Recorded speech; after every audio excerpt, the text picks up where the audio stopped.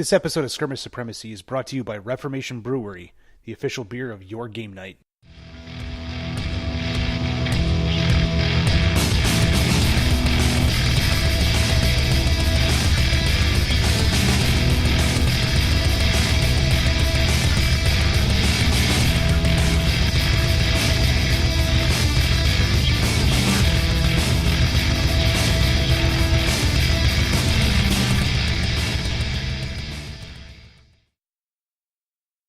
Any other goals? Well, I'm sure that we can cover them during the podcast since we're recording now. Now that we're recording. Yeah, exactly. All right, folks, welcome back to the very first episode that will be recorded in 2018 of Skirmish Supremacy. I am your host, Tim Korkleski, and as usual, I am joined by Nick Bogart, and we are both kind of working on some last-minute projects today, getting ready for this weekend, which we will be at Siege of Augusta. It's actually typically a historical convention that's held in Augusta, Georgia every year, usually the first or second week of January. And we are going to be doing a whole bunch of stuff, but mostly focusing on a lot of blood and plunder action. So lots and lots and lots of pirates. And blunder monkeys. And blunder monkeys. Hopefully Mike doesn't listen to this. But I already told him the blunder monkey was coming. Yeah, I've got my banana flask that's ready to be taken with me. I really did spend like an hour looking the other night for an adult size monkey costume that had at least an eye patch or something built in. You know, like had a red striped shirt. I've got the eye patch. You need the eye patch. I got that.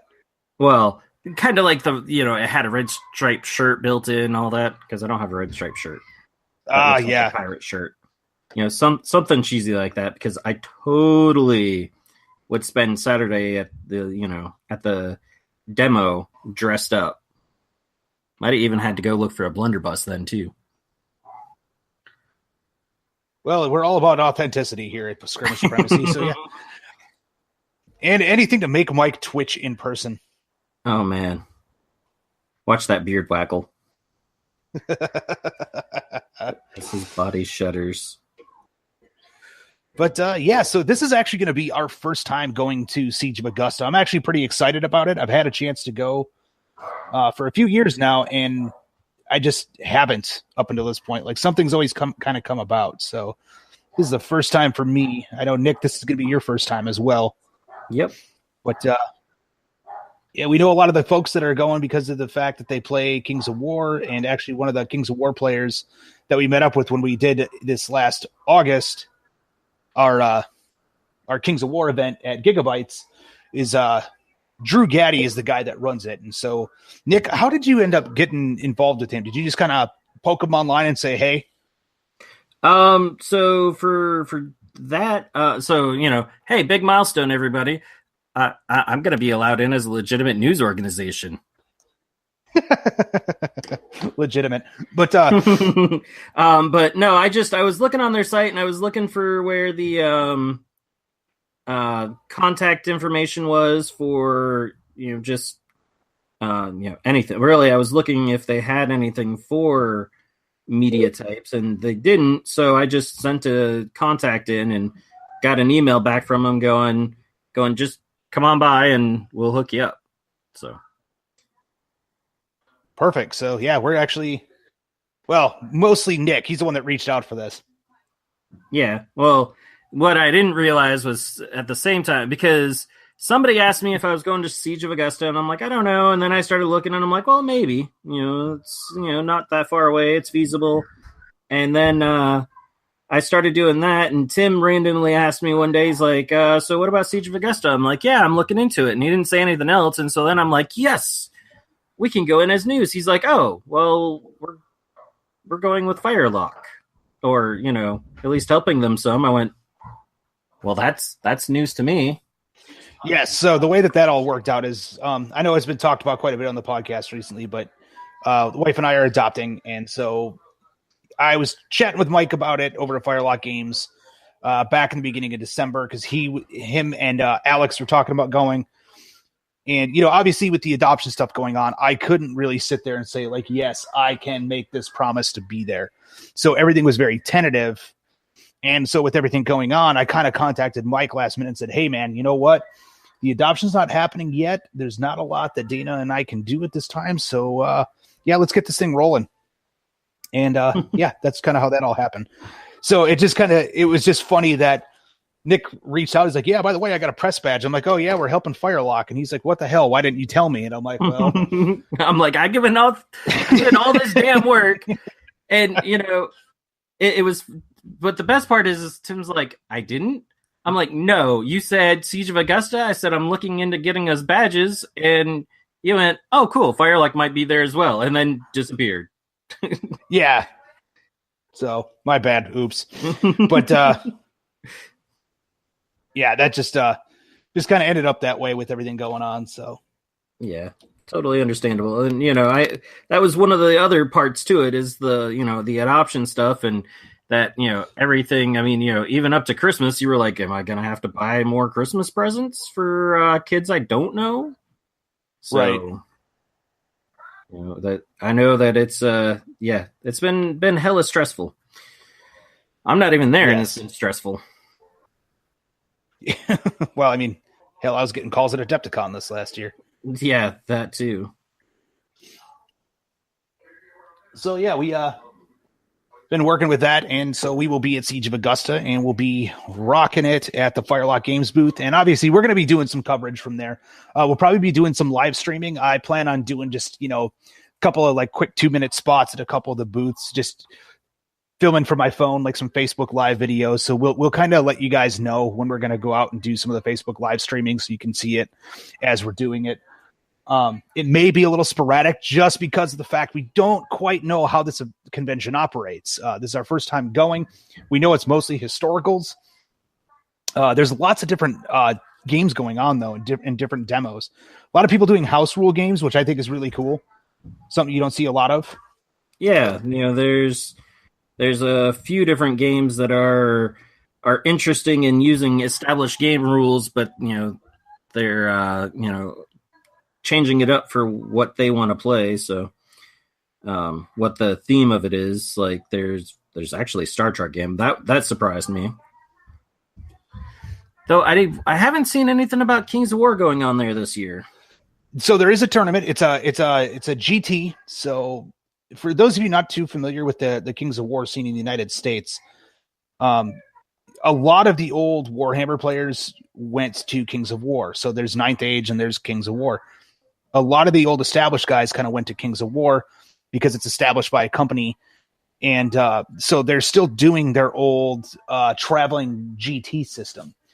So what used to be like the Kings of War, or I'm sorry, the Warhammer GT scene is now the Kings of War GT. So the way it works is that there's different regions. So we're the Southeast.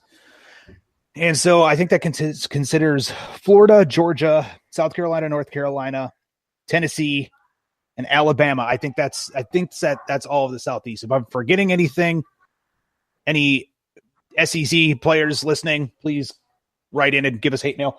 But basically, there's numerous games throughout the year. I want to say there's it's up for grabs for 12 total, so one a month. And grand tournaments are 2-day events, so it's usually 5 or 6 games, and it's usually 3 games on Saturday, three games or 2 games on Sunday, and then they break down. So depending upon the event, it may be teams, it may be singles. But your overall standing at the end of it will actually get you an invitation qualifier to the grand tournament. And that's held in various locations in the United States every year. So like this last year, it was actually in Nashville. And at Siege of Augusta, I was actually chatting with Drew about it just the other day, just kind of poking him a little bit to see what was going on with it. He said there's over 50 people signed up for the GT event for Kings of War at Siege of Augusta. So he's expecting a really good turnout. That's good. Because I mean, there's a lot of people that we now know through that, so it'll be nice to see them. Oh yeah, most definitely.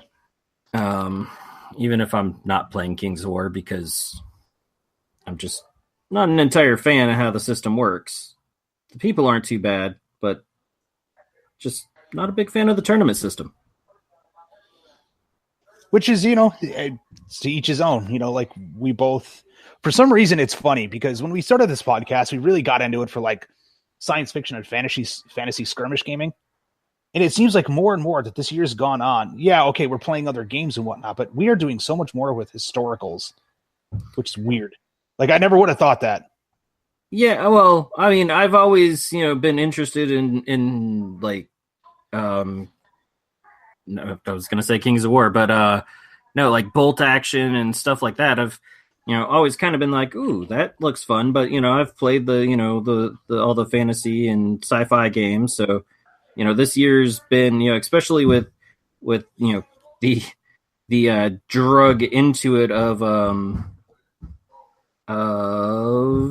Blood and Plunder, which I'm painting stuff for right now, amazingly. Right. It kind of opened the door, and then Saga. Those are really the two big ones. I have Pikeman's Lament that I want to play, just because it just seems oddly fun, and you're playing a smaller skirmish size game. But I think some of it is that a lot of the sci-fi games and all that, they just take so much time. I mean, the biggest sci-fi game I'm playing right now is Dust. And a game of Dust, though it can drag out, shouldn't drag out. It's right.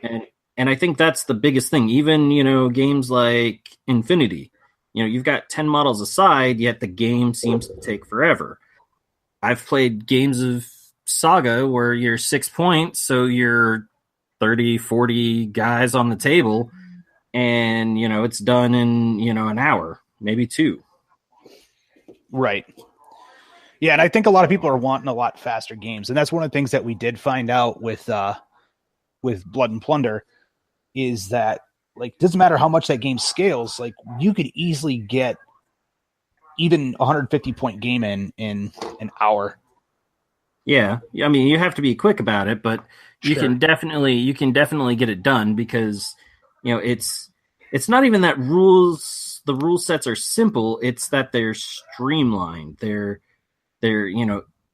easy to apply anywhere. If you see this rule here, and there's no really special rules. And then it's also and I said it when we came back from Adepticon, it's the common sense of some of the rules.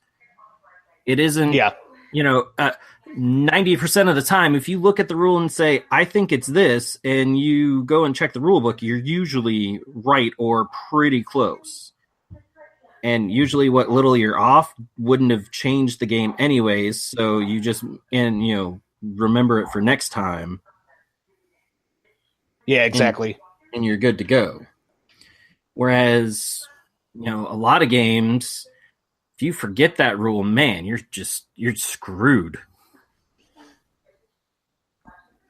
Yeah, that is very, very true. There's a lot of games that I've played over the years that are very unforgiving when it comes time to you screwing up. So having a game to where you don't need to know the rules like the back of your hand. All you need to know is that, okay, this is a musket. If I point the boom end towards the enemy and pull the trigger, it should work the way I want it to. Yeah. But, there's still a lot of sci-fi and fantasy games that I want. Oh, sure. I've got a big order for Jarl that I just got to save up for. Really looking forward to that one. Like the whole Jim Henson vibe has got me jonesing to play that one. So, oh man, I mean, I love it. I love the world. I love the miniatures. Another one that I want to get, even if it's just to paint and collect the models, is Tor Relics, because they've got a lot of fun models in there. Yeah. And I guess it's not actually Tor anymore. It's actually TT Combat. But yeah, that's funny because TT Combat's actually been buying up a lot of the older, I guess now defunct game companies. Like who did they pick up? They picked up Tor. They picked up Drop. Yeah, Drop Zone Commander. Yep, they picked up Drop Zone, Drop Fleet Commander. Hot Games. They picked up someone else. Who'd they pick up? I forget. Spartan Games. So they've got the Oh yeah, the Armada games. yep. Just they had a early Christmas or something, or maybe the Christmas bonuses weren't that good this year. One of the two. But no, and I forget. I came across something, like what the parent company behind TT Combat is. Not that it's a secret or anything, just something I didn't know, and it kind of made more sense because it just seemed odd because they had Carnival that they kickstarted and did pretty well that I know of, and that was and then Rumble Slam that they came out with, and I was like, I was just like, how do they have enough money to pick up all of these companies, even if the companies weren't actually in any kind of debt or anything like that? It's still a lot of money to be putting out to buy even just the molds or the IP rights, right? Or maybe not. Maybe it was maybe some of the companies just for the chance of making sure that their dreams kept on living, decided to just go with it, and cut them good deals, which I can't fault really any company that that was their goal. So right, exactly. You can't be pissed at them for making a profit for wanting to make a game. Well, yeah, or can't be upset at somebody for making selling their game IP and rights for cheap just to make sure that it stayed in production, because there were people that were going to be very disappointed otherwise. It is very, very true. So, yeah, I guess this year, I know we talked about it a little bit towards the end of the year about, our YouTube presence. I shouldn't even really say YouTube, because we're planning on switching a lot more over to Twitch as well. Our video presence has not been the most regular. And so this year we're definitely trying to get a little bit more scheduled to get in various games. So obviously Blood and Plunder is one that we're going to be featuring on the channel. Scrappers. What else do we talk about? Test of Honor or Gangs Ronin. Of Rome. Gangs of Ronin. Saga. Pikeman's Lament. I think we actually said we were going to do that one. Yeah, Pikeman's Lament. Frostgrave Ghost Archipelago. Right. Yes, that one's actually just sitting there. I know that Nathan and Caitlin are eager to play that one as well. They've been working on their pirates, so we'll have plenty of people for filming that one. Yeah. It's just it's a matter of us making sure that this year we actually schedule the time properly to do it. Right. And again, we've kind of talked about it. Like, we live in the Atlanta area. It doesn't sound like a big deal. Like, Nick and I, distance wise, we only live about 28 miles apart, which if you're from the Midwest, like I am, people hear 28 miles are like, that's nothing. I'll be there in a half an hour. Where in Atlanta, that could be an hour and a half. Yep. Hell, one day, one night it was like 3 hours.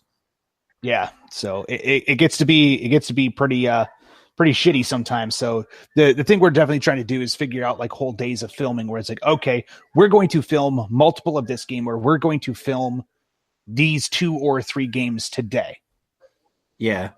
And, setting it up so that we're a little more ready to go as soon as we get there, because I mean, right now I've got all the camera equipment. So yes, if we're filming at your house, then I've got to lug it all there. And if we agree to meet at 10 and I get there, at 10 or, a little bit before, it can easily be 12 or 1 before, all of a sudden everything's ready because of whatever reason. And, even that's something that I'm trying to work on streamlining. But the other part in all of that is we're also trying to teach ourselves how to do all of this stuff. Yeah. And it has been chaos. But I've been working on, also just setting up the studio here so that it's nice and easy. Like walk in, grab a camera, and just start filming. Yeah, very much so. Anything like that's always helpful. Exactly. And I'm, well, the wife really doesn't believe me when I'm like, oh, I'm close, because it seems like every little bit of progress I've made, I've torn more apart in here or down here. But it's there's things being organized, and then things that I need to basically purchase to push that, to finish pushing that organization. So mostly shelves / storage, which I might be getting another Kalex shelf from IKEA, or, well, the wife found one of the big ones for pretty cheap on like Facebook Marketplace or something like that. So might end up with a nice big one that I can put along the back wall. Yeah. So this weekend I actually just picked up my first Dettol from IKEA, which is the all glass display cabinet, and I'm already thinking, okay, I'm gonna have to modify this bastard in order to get more stuff, because there's the bottom, there's the very top, and then there's 3 shelves in there.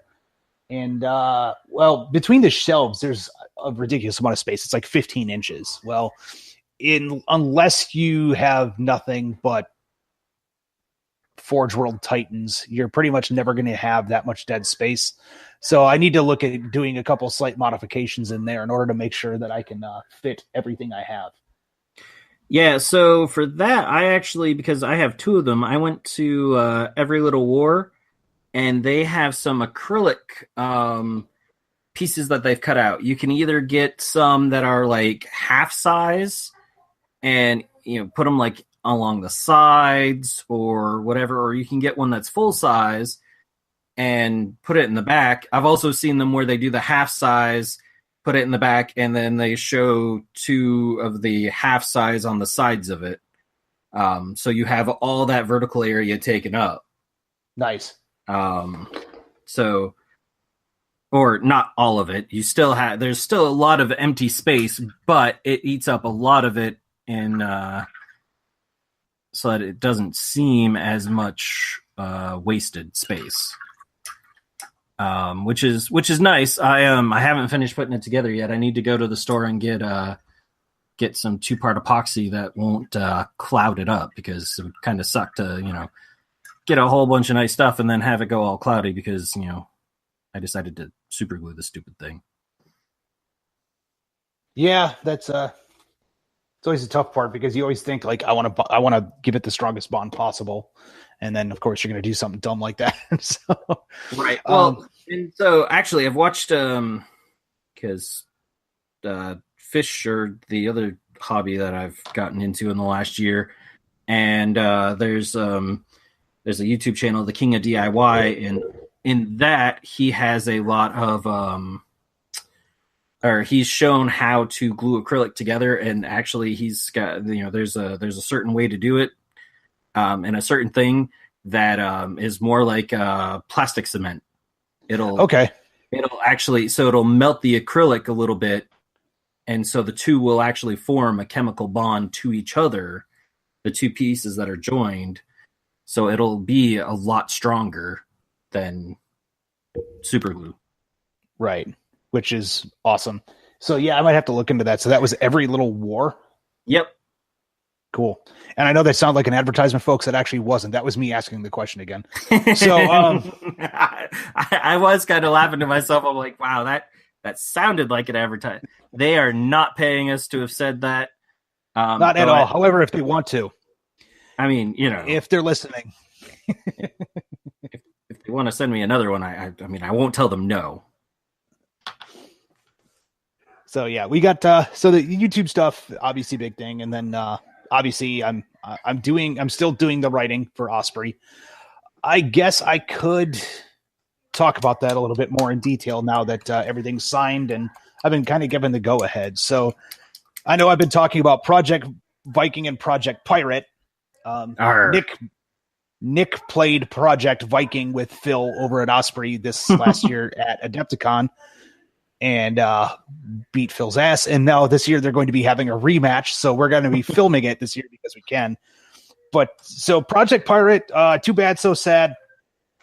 It's still going to be Project Pirate for now because the books are not going to launch until the tail end of 2019, if I remember correctly. So too bad, that's still Project Pirate. However, Project Viking does have a name, and that is Ragnarok, Savage Viking combat in the heavy metal age. So it's basically the story of Ragnarok amped up to 11. It's not actually the way Ragnarok happened. As a matter of fact, the way this version happened is Nadag escaped from the World Ash, which is Yggdrasil, for those that know the lore, and escapes into the abyss, just like what happens in the Prose Edda or the Poetic Edda, one of the two. I've read so much at this point that they kind of blur together. The difference of it is, though, is that the World Ash, when he breaks free, it falls on its side. So all the realms that are in the branches of the World Tree shatter. And so it becomes what's called the Fractured Realms. And Asgard, which is the home of the Asgardians, the main gods. like Odin and, well, even Loki and Thor and Sif, and I can go on and on and on, but you guys for the most part know all this. They die. But because of the fact that they're gods, their power is broken with them. So you actually are, again, kind of that over the top Viking thing. You are Vikings that are trying to become the new gods because you're like, well, that's what we do.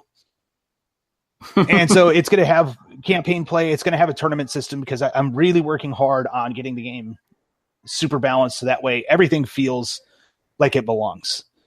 So balance is very, very important for me on that. So I'm going to have both campaign play and a tournament system in there and scenarios and all the other good stuff that goes along with it. But yeah, I don't want to give away too much, but that's kind of the premise of the game. So you are going to have some really cool over the top abilities. So the one thing I will say in this is that you can look forward to your terrain instead of being in games this year to block line of sight and provide cover. Terrain is now weaponized. And I kicked Phil into stuff. Yeah. So the terrain will be, and yeah, kicks can be more than just kicks. Right. So, and again, I don't want to give away too much, folks, because it's still a lot under development. But just look forward to it. And I can even tell you right now from the feedback I've gotten, both from Phil, from Nick, from everybody that's been playtesting it so far, that even though, yes, it seems like there's a lot going on at any one time, it's very easy to keep track of.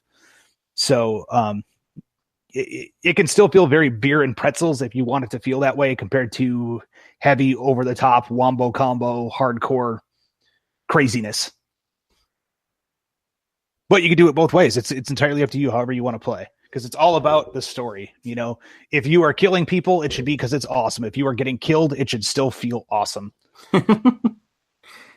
And you know what? That's an important thing. And one of the things, since to actually drag the conversation back to what we were having earlier, some of the games that I've been playing lately, that's part of the appeal to them, is that win or lose, I've had a good time when I'm done. Right. And that's a very important part to it. To playing games, because I don't have a lot of time to play games, and if I'm just brutal, I'm sitting there and just basically being brutalized by somebody else, even if it's just through the sheer pissiness of dice, it's just not fun. Yeah. If it's, and then and so then I become a whole lot more aware of sometimes just crappy writing. Yeah. Or writing where for some reason it just doesn't feel like somebody cared when they should have. Yeah, I could see that. It's unfortunately that's one of the things. And whenever you have dice in a game, there's nothing you can do about it. There's going to be those days that your dice just absolutely hate you. They hate you and everything you stand for. So it's just Yeah, you just got to kind of roll with it at times like that, but it does suck, especially if you're at an event. It's like tournaments. Tournaments for me are the part that it really sucks because, I'm getting older. I'm not as competitive in the wargaming scene, but still, when you go to a tournament, you go to perform your best, and when your dice are the thing that are failing you, nothing sucks more than that than watching your rankings drop because your dice decide that they hate you.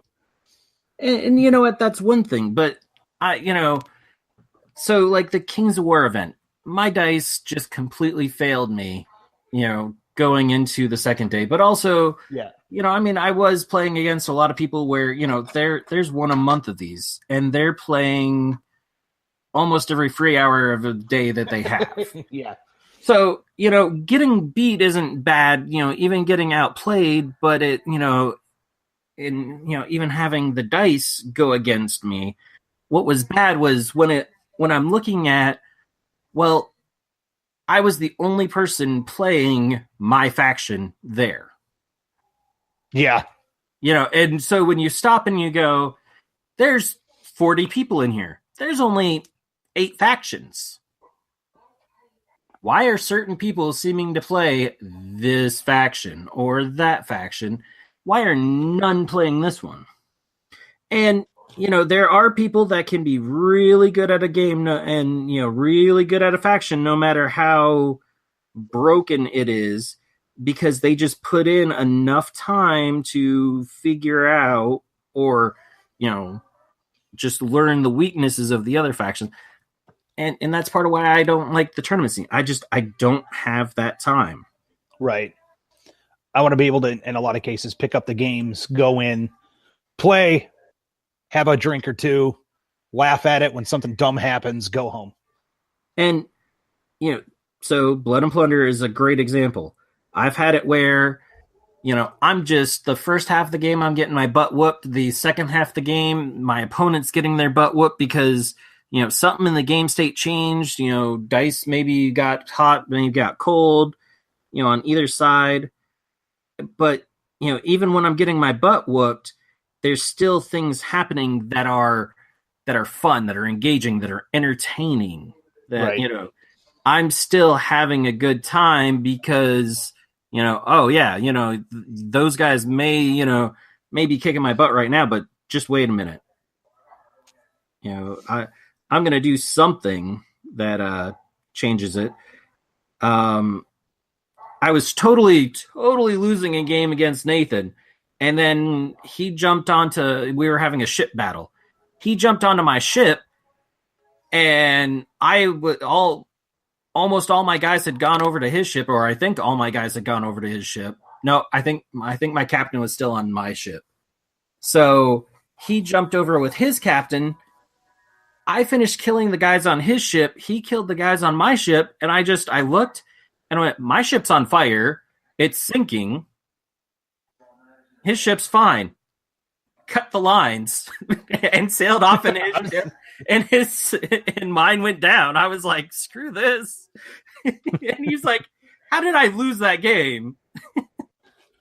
It's simple. You jumped on a burning boat. But the whole time I'm sitting there, and, it was like, we just because of the sheer weirdness of the rolls, like I had 4 guys in the end, and he had like 8 on his deck beating on me. But I was making my saves, and I was making, just out of the sheer pissiness of, the dice, and it, just by the barest smidge, and it's so, even though we were both like frustrated, at points, we both were like, we're just, we can't stop playing because we want to see how this turns out and, how it is. Whereas you have a bad game of Kings of War and you're just like, I'm going to just walk away. Yeah. It's funny because the last couple of games I've played, even of Blood and Plunder, for some reason, I can't hit anything worth a damn, even with the most accurate units in the game. But all my guys are equipped with Iron Man suits to a musket fight. So every time I'd be shot at, I'm like, yep, save, more saves, and save. And I still didn't lose anybody. So, yeah, what are you going to do about that? Yeah. And that's the important part. And, that's one of the things, for, Ragnarok. And when I was playing Phil, it went back and forth, and there was more than once Yeah. where I thought Phil was just going to completely own me. And then, when I ended up owning Phil, it was it ended up being hilarious because it was like a bad turn. Yeah. Well, put it this way. It's 2d6 for the system, or at that point it was. Yeah. It still is. Every time Phil rolled his dice, he was rolling terribly. At one point in between, and the best part was they were Osprey dice. But at one point in between turns, in between him doing some action, I took my dice, which I had been rolling boxcars on, like every time I rolled, and I switched the dice. Just like, hey, maybe a change of dice will, because Tim was this was actually still Tim getting Osprey interested. Yeah. So Tim was kind of sweating bullets that at one point I'm just beating the hell out of Phil. So I switched the dice. Phil rolls those dice, which I had just rolled double sixes on, rolled double ones. I took his dice and rolled double sixes. Yeah, it was funny because at that point, like the game was looking pretty bad for him until so I kind of did like an impromptu scenario where basically you're looking for the 3 pieces of Odin's broken spear. And once you get to a certain point, like random encounters can happen in the game. And in this one, it happened to be a fire giant that was also in the area that was coming on to start wrecking face. So this fire giant comes out. I think it was Phil, the one that activated it. But because of the way that it rolled, Nick actually was the one that was able to place it. So he placed the fire giant pretty much right next to Phil's leader. who I had kicked halfway across the game board. Right into that spot, and then I walked the fire giant right behind him. Right. So Phil's looking at the board, kind of feeling dejected. And then Phil turns around, gets up, and literally in one turn, shit stomps this fire giant into oblivion and just like kills it one turn, done. After that, like he just went God mode from that point forward. It was pretty funny. And I guess to clarify a little bit, that really shouldn't happen. Or I mean, it should happen, but it was the perfect storm of just his guy's abilities, his rolls, it just everything all of a sudden just lucked out because we were playing basically level 1 characters. They weren't supposed to be very good. The fire giant was designed to, at least beat people around and, show that it may take teamwork to take this out. And so the best part is Phil had been looking kind of sad and then beat the hell out of this. And he was all happy. And Tim was like, son of a bitch. That was supposed to be like the cream of the crop piece right there. That was like supposed to be the most awesome thing. And he just made it. Yeah, it was pretty funny because I brought it out and I'm thinking, oh, this is bad for Phil because the way I designed the fire giants is again like giants in Norse mythology, like they're more than what you're used to in your typical European lore. They're almost elemental. They're almost gods in of themselves. So, like a regular mook fire giant should take minimum 3 of your models beating on it as a mob for at least 2 turns for this thing to go down. And he turns around with his leader and just duels it in 1 round and just murders it. So I was like, okay, that was awesome. Glad I brought this thing out, but it was great because Phil loved it. And then that game ended and you each had 1 model left standing, staring at one another. Yeah. It was a really, it was a fun game to have because it did turn around, like at first it was going one way and then it turned around for a bit and then it turned back around and, so everything got demoed and obviously you got signed. So right. It really worked out. It did. Obviously, I've still got a lot of work to do, but I'm really excited about it. It's just this year is going to be the year that most of the stuff that you're going to see me painting between Instagram and Facebook and everything else. Most of it is going to be used between my two games. Right now I'm on the Guerrilla Miniatures game hobby resolution page, and I've got a bunch of stuff on there but honestly, like this last year, I painted 444 pieces between terrain and miniatures. That's a lot. This year, I may be doing half of that. Maybe. So really, if it's not stuff for my games, there's a good chance I just won't have time to paint it, which sucks because, obviously we want to do some stuff with Dust. With Dust, that should be easy because I play mostly monkeys.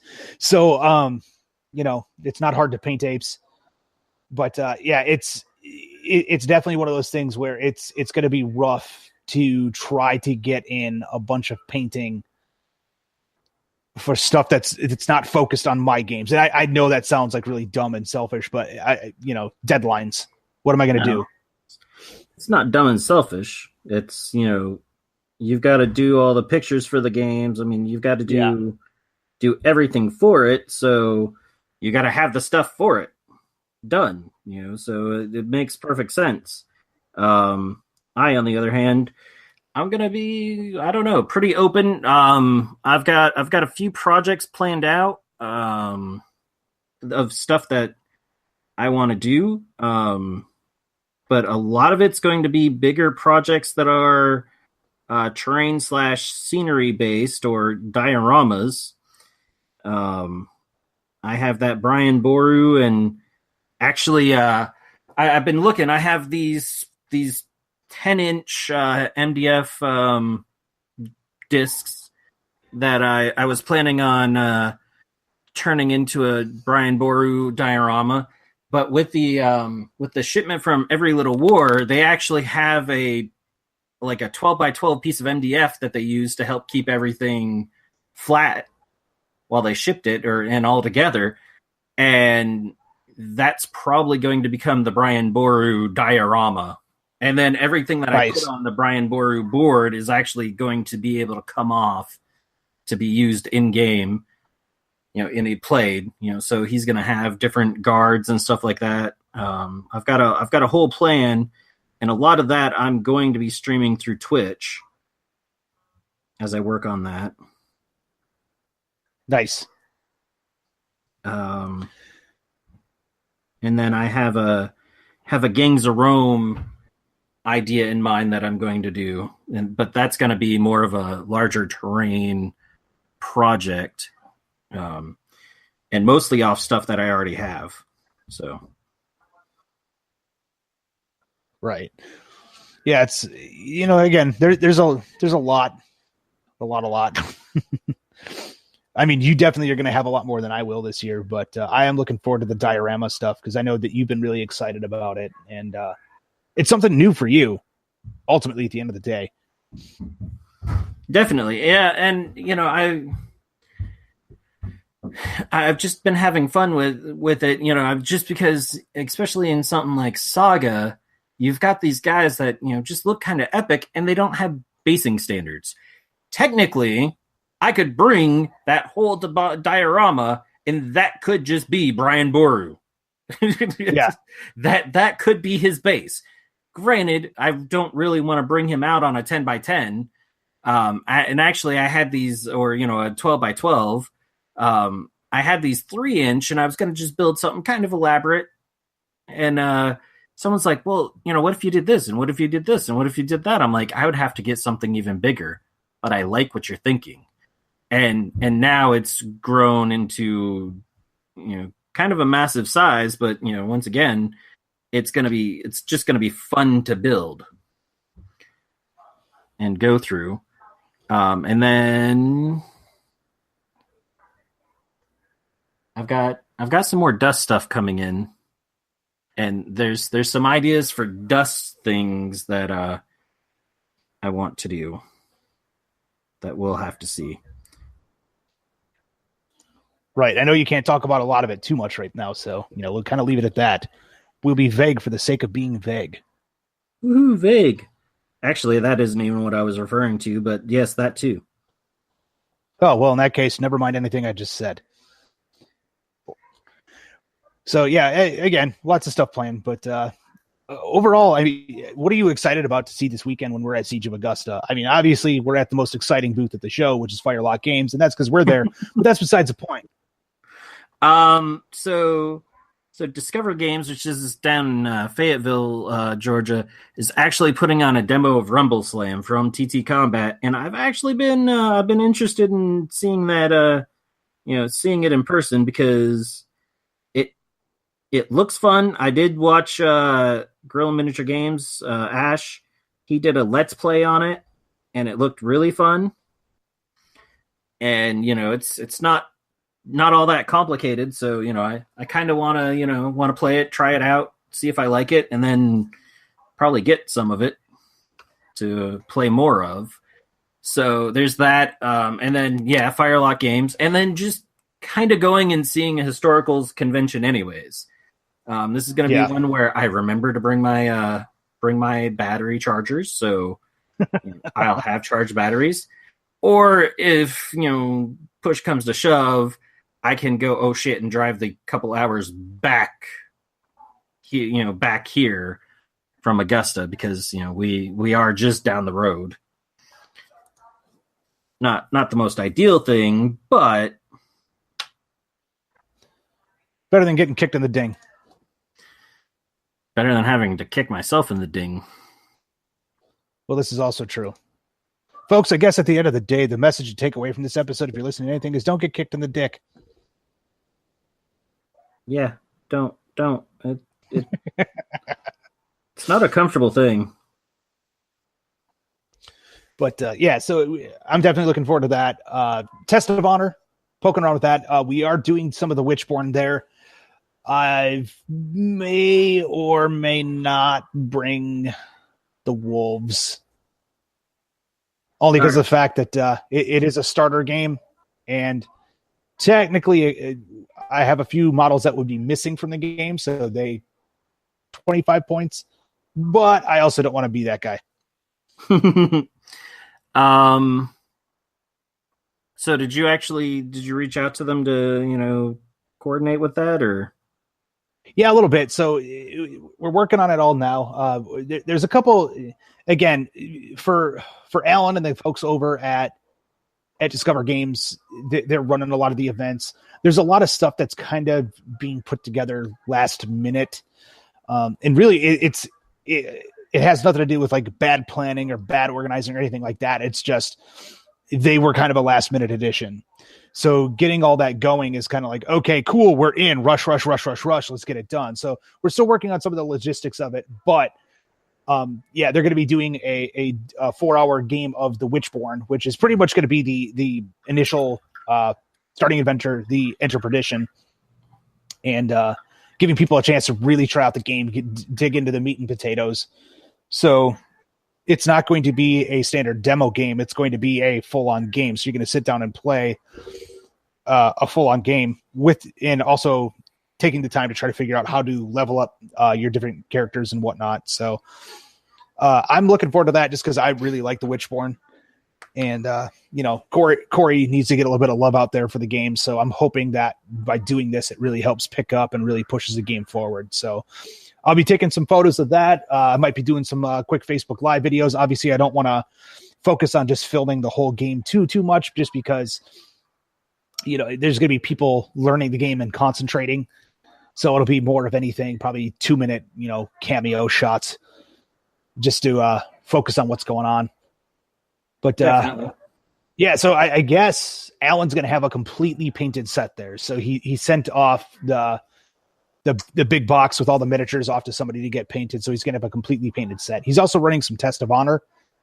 I may or may not have my Test of Honor stuff ready to go for the event. To be honest though, my Test of Honor paint scheme for most of the game is going to be pretty simple. I'm really trying to stick to the whole black and white movie feel. So yeah, I know that sounds like it's pretty much prime black, hit with gray, hit with white, pick out details and go from there. What I'm also planning on doing is trying to give like some of that stylized watercolor wash look to it. So it's going to be a little bit more involved to just hit it with 3 different kinds of primer and saying, hey, look, I got a painted army. So yeah, that's kind of it's kind of what I'm working on right now, is getting set up for that. But right now on the desk, I've got this last little bit of scatter terrain that Nick told me I should really make for the Blood and Plunder board. So that's all drying as we speak. Yeah, well, and it's good little additions because anyone who's seen the 20 million places that Tim posted his terrain spam build, the crap out of it. He then proceeded to build a little bit more, and then he had some of his trees that he made for other Blood and Plunder games previously, and he showed it to me, and I was looking at it, and it just, they're on 6 inch rounds roughly. Yeah, so those float between CD size, which is, I want to say, that would be 4 inches. Yeah, it's like 4 inches and like 6 inches. So there's like it's a 4 inch round and a 6 inch round. I kind of have them going between both. Yeah, so he had a few of those, and he had his hills, and it just, though it looked good, it felt so I'm like, I think you just need a couple of basically about 40 millimeter size pieces of scatter. Even if they don't really do anything other than sit there, they just help break up, because it was either something really dense or something just kind of open. Right. There was no random bushes or anything, too much. Yeah. And so, he threw together some stuff, just a couple hours while I've been painting docks. Yeah. Lots and lots of docks. So, but yeah, you've been working on that gravel cast terrain stuff pretty hardcore, and it's looking really, really good. The wood grain color is what I'm really impressed with. I think that came out really well. Yeah, especially for you haven't been doing it. I mean, obviously you got a lot of it over there, but as far as like the time per piece, it hasn't been a lot. No, because so the docks. I mean, I spent today working on the docks and the pylons for it, along with some other stuff. But those, I mean, those took some time, but I really knocked out a lot of it with just in the prime, with the airbrush, with some priming and some base colors and stuff like that. And the docks were actually a huge experiment, because I've been trying to age some wood, and I just haven't been getting them to come out quite the way I wanted to. And, so I kind of experimented as I was working on them, and some of them really show it, because they were a multitude of colors. And then some of it, I was like, I just like how this is a multitude of colors. And once I figured out, how to age it properly, I just kept it up. Right. So... yeah, it's rough, because if you don't live near wooden docks, like, you don't see a lot of wooden docks anymore, but like there's still a lot. Like, for me, I saw a lot of wooden docks when I was still living in Clearwater, Florida, because there's a lot of people out there that like to keep that classic look, and there's so many colors that go into a wooden dock that's more than just like, I'm gonna paint this wood and then wash it. Yeah, because you got the sea salt, you've got where animals have, pooped or peed on it that have washed off. I spent 10 years in Northwest Florida, so, and that was just recently. So, I definitely, had that, had it in mind. And yeah, I've posted it online. I'm actually going to do a detailed kind of blog post about it, because not only do I love the docks, like, after I got done, and I even saw it beforehand, but there's nails in it. And as I was sitting there, I was like, I have to paint the nail heads. Because it just didn't feel completed without that done. And getting those done and, all that, I mean, so once again, not an advertisement, or not a commercial, I should say, an endorsement, definitely. But Gravelcast Terrain has some awesome terrain pieces. I love the hell out of it. And like Tim said, I've bought a lot from them, and I'll keep buying from it because it's great quality and it looks amazing. It's fun to paint. Yeah, nothing but good things about it. But that'll work for Ghost Archipelago. That'll work for Blood and Plunder, and really any game. I can even use it in other games like Saga or whatever for bridges, because there's some scenarios where you're supposed to have a bridge that's a certain size, and they've kind of fit that size, so they're awesome. And then I've got a bunch of scatter from them, and that's what I'm working on right now, is a bunch of boxes and bags that I'm just trying to finish up, because then I've got to try and get pirates painted a little bit more. So I suppose we should probably talk a little bit about the event that we're going to be running over at the Siege of Augusta. So Alan over at Discover Games decided he wanted to give us the crack at running. He was going to do a Treasure Island event, and we of course, we still want to stick true to what he wanted to do. So if you guys saw my blog post about the modular island board, it's perfect for Treasure Island. If we can get enough people, which I'm fairly certain we can, just because, well, we're going to go around and promote the hell out of it. Nick is actually going to run, I guess, I don't want to call it an alternate version, but basically you're going to go steal some treasures from some rich old bastard's mansion. Yep. It's going to be the French estate. Oh, there you go. Take some stuff from the frogs. Yep. But yeah, we'll have we'll have the two boards set up. Yeah, two boards set up. I think we're doing just standard 4x4 on both of them. I think is what we got the room for. Okay. And then Mike will be giving everyone blender monkeys. Yes, you heard it here on the podcast. Mike will be giving everybody blender monkeys. He may not realize it at the time, so but he will. Go find Mike or find one of us, and we'll point Mike out and go ask for your blender monkey. But you have to ask Mike directly. Yeah, you ask us, and we'll be like, we don't know. Go ask that guy.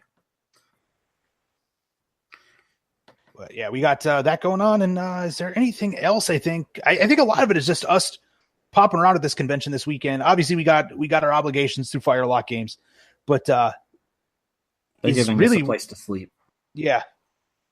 And so I think a lot of it, though, is just for us really checking this place out and seeing it for the first time. And it may be our official home of our Georgia home for wargaming. So, if we really like this one, we'll probably be back. More than likely. Knowing at least some of the people that'll be there and whatnot, there are a lot of people from our area going because it is just a couple hours down the road. So I'm sure we will be there. Oh, so, speaking of Discover Games and all that, I guess Nathan is the one driving the bus, but he did ask me to write a custom scenario, which is another thing that's, new to me this, not quite this year, but, very recently, and that I'm definitely enjoying a lot of, and, a whole lot more when people read it and they go, hey, can we publish this? But, writing scenarios and writing more in depth, actually last week's episode was scenario writing, which, was partly inspired. And, it's something that, talking to Tim about, Tim's been a little apprehensive because he doesn't want to sound like he's shilling his own game. It's rough right now. But, well, not just that, but, actually having a series, even if it's once a month or whatever, where we bring on different people who've been on the podcast or, even new guests to talk about different parts of designing, developing, promoting, right, all that a game. just, and, it's better if the person you're talking to has, some knowledge and experience with it. So, it to at least, have an intelligent conversation with. Very much so. So, it's something that we're talking about, running and featuring, if you want to hear that. And I know one of the first ones that we ran, what was it? The value of playtesting, we heard a lot. Actually, that has very honestly been the most commented on episode we've had to date. It just, everyone loved the bejesus out of it. So, I definitely think that, people like it. So I want to try and bring more of it. And, for those of you who are interested, if there are topics that you want, you're, free to email us and suggest whatever you want to, hear us talk to people about.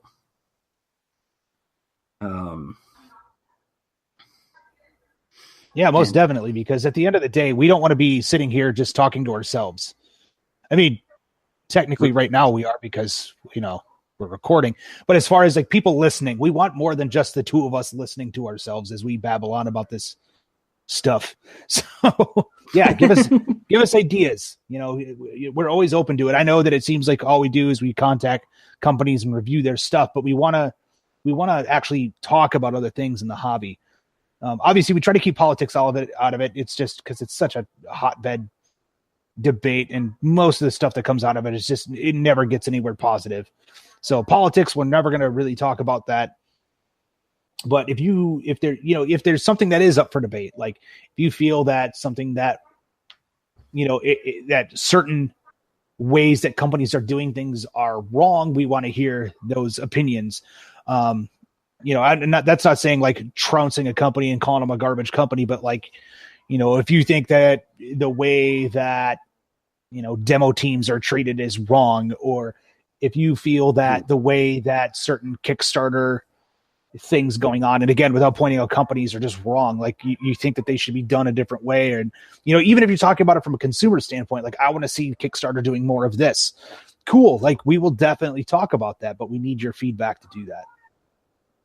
Yeah, we did it because, we're nice people. We don't want to, we want to know what you guys want to hear, especially in this new year, because, so it was interesting. I was on, all of a sudden, Models Workshop After Dark on their podcast again a few weeks ago. And Dan Adam from Paint All the Mini was on, and we were talking about podcasts and this and that. And Dan, who started he's almost a year old with his podcast. We were kind of saying, there was a discussion on, viewership, and Dan casually went, yeah, I've got, about 2,000 a week. And combined right now, Larry and I don't actually have that. So, it was, and so, we were, talking to Dan, because Dan's like, I don't know if that's good. I don't know if that's bad. We reassured him that that's pretty good. And though we're not necessarily in it for just the numbers or anything, one of the things that, was said was, why have you started the podcast? Why are you podcasting and all that? And, it's, I gave an answer then, and, I've thought about it more and more, and I like to find things. I like to see things. I like to know things, and I like to share those things. Right. So something like Ann Jarl, and they really sit with me because I, really in love with them. Or Purgatory from Underestimated Games, which I just got. I did a 2-hour unboxing that I've got to edit the video to try and get it a little bit smaller. I mean, it's being edited, but it's just a lot of stuff in the box, and it's really awesome. And I want people to know about it. I want people to see it, because these are also things that people have poured their passion into it, and my passion is trying to help them get more exposure. Right. And if there's topics and things like that you want exposure on, or you want to know, or even games, some of our best guests have come because somebody else went, hey, so and so, you should talk to these guys. And having people that love their games, or love gaming. We've had people that don't even have games on. And yeah, exactly. And it's just because if you love games enough to come on and talk with us about them, or about what you do in the to make gaming better, then well, you're worth talking to. It's worth having around. Stuff like that. Yeah, it's so one of the things is Tim did it with Corey from the Witchborn, and I'm now actually sitting down and starting the series with Alicia and Greg from Dust USA, and that is kind of basics on playing a game, or basics on factions. He did it with the Witchborn. I'm doing it with Dust, and we sat down and talking with Greg, and even Alicia, though she was quiet most of the episode, she really got amped up talking about some of the stuff that I can't say afterwards. She even got amped up during the podcast, but it was just their passion. Actually, the funniest part is everything we wanted to talk about, Greg just went on this big long litany. I finally had to stop him after we were well past when we were going to stop recording, and we hadn't even started yet. And I'm like, okay, Greg, I just want you to know, because I didn't hit the record button when we got on here, that I need you to say that all again. He's like, okay, let's go. And not verbatim, it still was different, but there was still that passion and that love. And that makes a difference. Yeah. That makes it really, really enjoyable, especially because, weirdly enough, even, having a chance to talk with all these people, sometimes it can get burdensome. Yeah, because it almost feels like after a while we're just doing interviews to promote products, and like that's the last thing we want to do. We don't want to be product whores. We want to talk about the stuff that we're excited about. We're still gamers at the end of the day. So talking about the actual gaming aspect of it is a huge part of it. It's not just, hey, look at this new Kickstarter. Yeah, and I guess some of this has been coming around, and a little bit of it is, I mean, hell, even a little bit of what I said is me saying out loud things that have kind of been in my head, but haven't really made it anywhere until today. And, some of that ends up being, that with, with the format that we have, we still want to do, a lot of the things that we have been, but we want to bring new stuff in, and we have talked about bringing new stuff or more stuff, slightly different things in to, keep it interesting, keep it fun. Some of that is the, projects like with Greg and Alicia. Some of that's trying to do the battle reports and really, really organizing those. Some of those is running more events, making time for those. And then some of it is in what we do on the podcast and what we talk about. And we want to talk about, a lot of the games that, we are having fun with, and then games that we're excited about.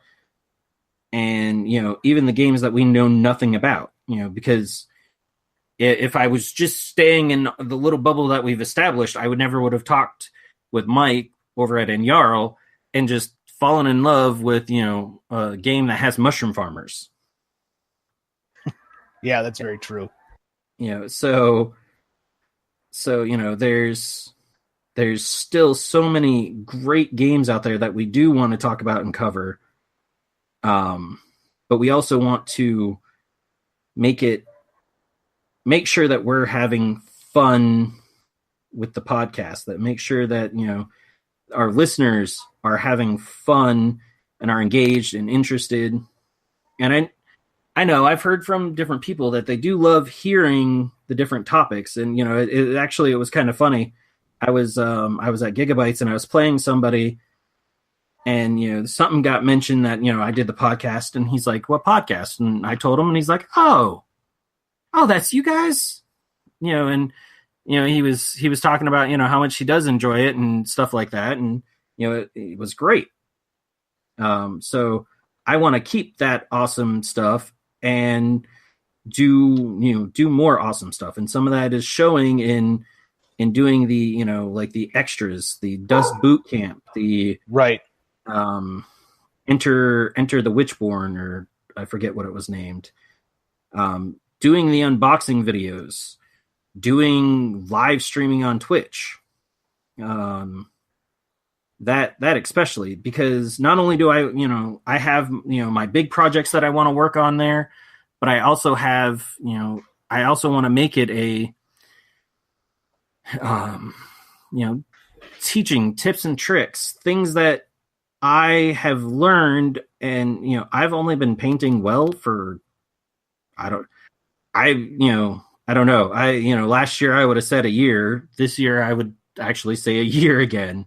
I look at stuff that I did, even going up to Adepticon last year, and then, what I'm doing right now, and some of the stuff that I'm doing in not even half the time. And I'm just like, wow, life has changed. The things that I'm doing have changed in the, but the quality is, skyrocketed. And so there's just tips, tricks. I still have to take a color theory class at some point because my color theory sucks. And I still don't own a color wheel. Actually, I was watching, I forget what Twitch streamer it was. I had them on for a little bit earlier, and there was something mentioned about somebody else, and another streamer, and they said it really jokingly that they were pretty sure that person didn't have a color wheel, didn't know what the color wheel was. And I'm pretty sure that they were in the channel, and I started laughing. I'm like, oh, I'm gonna be a streamer that doesn't have a color wheel either. Uh-huh. Damn it. But yeah, so there's a lot of stuff that we're looking at doing. I know I totally got off on a ramble there, but it's whatever. New year, new stuff. There's still going to be the old stuff as well. Maybe amped up a little bit, or changed up a little bit, but right. Just have a look out for that, and let us know what you're looking at seeing. Yes, that's important. What you would like to see from us. That's very true. We liked hearing from our listeners. We don't just like sitting here babbling. So yeah, definitely. And to that end, we do have the SSP Terrain Love 2018 group. There's plenty of groups where put your hobby resolutions of what you're painting and all that. The Terrain Love group is solely based on put in what you're working on for terrain. What are what are your goals? If you have any terrain goals, things like that. And like I said earlier in the stream, totally not planned, but I kind of decided that, this is the year that, I really kind of buckle down some on terrain. So there's that group. There is the Skirmish Supremacy Street Team, which is our just general group. Just post what you're doing there. And yeah, I think that's about Patreon. If Yeah. if you wanna help us with anything, any little extra helps. Always goes a long way. Yep. Yep. There are costs involved with managing everything that we have going on, so I won't mind if you want to, throw me a couple bucks to help out. Exactly. It's not required. All of our stuff is free and will stay free. It's just nice. Yeah, exactly. Well, I think with that one, it's getting quite late here, and we got to get things wrapped up. So, folks, we will be recording some more this week, and we'll definitely be shooting some stuff from Siege of Augusta. But as far as Skirmish Supremacy goes for this episode, we will see you next time. Thanks for listening to another episode of Skirmish Supremacy. To see more of the antics that Nick and I do, you can check us out on Facebook at Skirmish Supremacy. We also have Twitter, which we can be reached at Skirmish Supreme, because apparently Skirmish Supremacy does not fit in Twitter.